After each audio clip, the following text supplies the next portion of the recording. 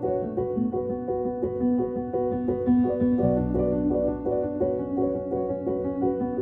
down here in South Texas, Cameron County.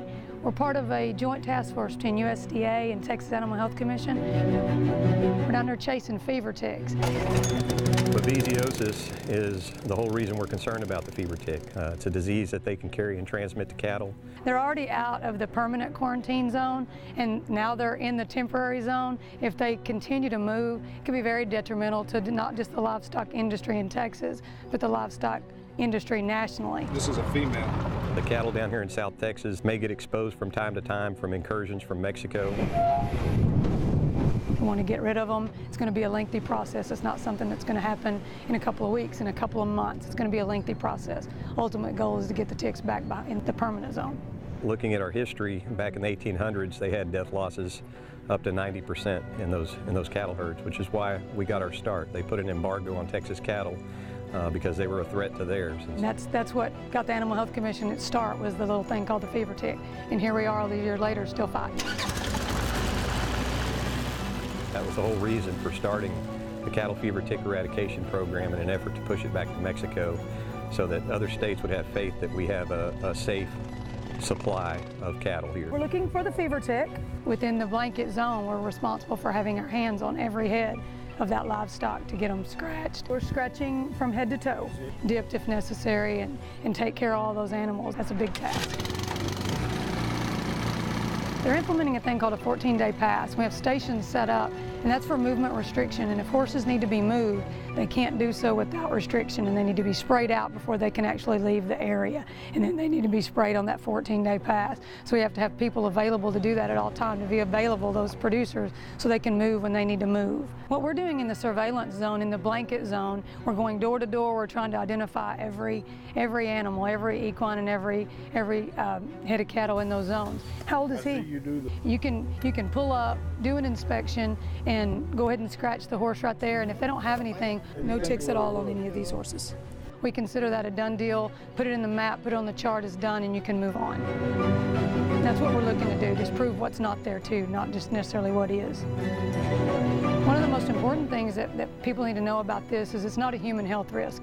We're strictly worried about the livestock industry.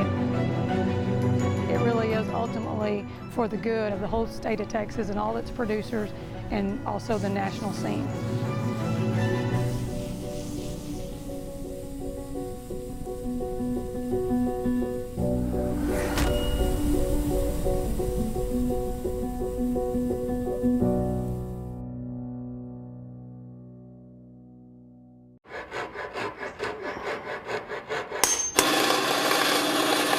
This is an old idea.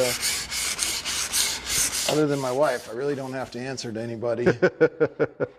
She doesn't let me keep them. It's just super fun making them. Keep getting better at making them, so I just keep kicking them out. Yeah, I don't know if it's exotic, but I make guitars out of tool boxes.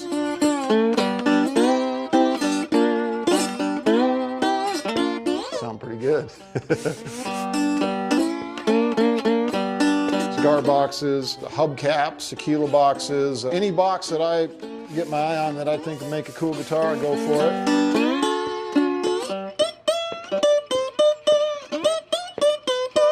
It's stressful sometimes when you got kids because it's feast or famine. Sometimes I got people calling me, selling as many guitars as I can. Everything guitar has been a passion of mine since I was 12 years old. I have fun building them, I have fun playing them. You know, beats roofing.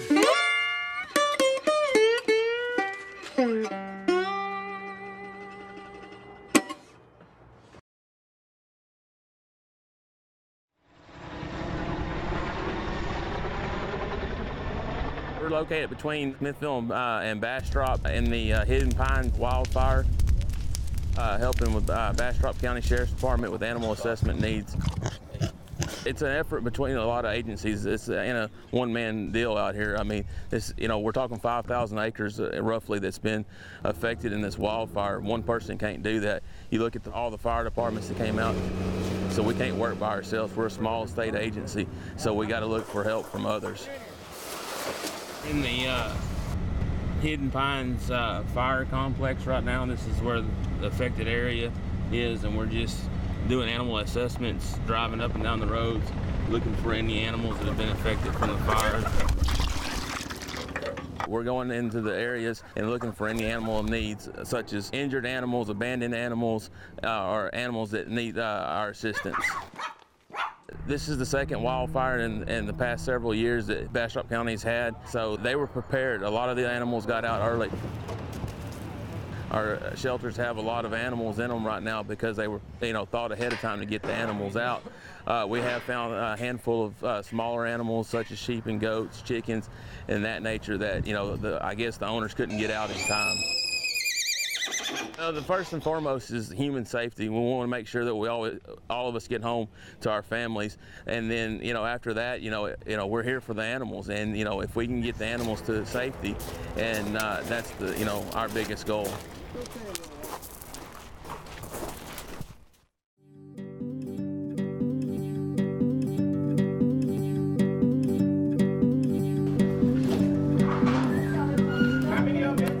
Seven. Come on, big boy, we want them all, baby. Today, what we're doing is we're actually taking blood samples for CSF, pseudorabies, and brucella. 5 cc's enough? Making sure he got enough. He was pretty much my mentor as far as it came to learning how to work with people from an inspector point of view.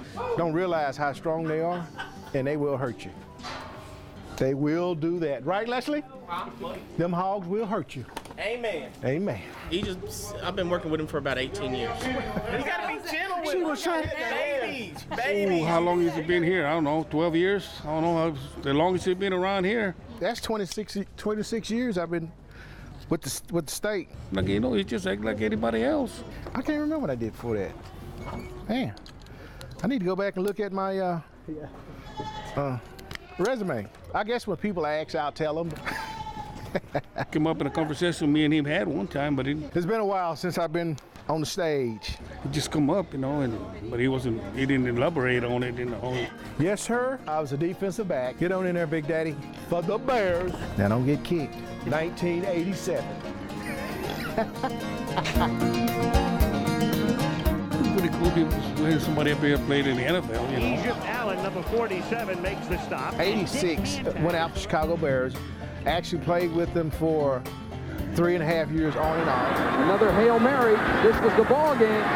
We played Minnesota and beat them. Batted away, incomplete. That's it. It was a big deal because it was right during the strike, and we actually ended the strike undefeated. And the Bears, for the 4th time in the decade of the 80s, have won the NFC Central. And every player got a game ball for winning the conference division.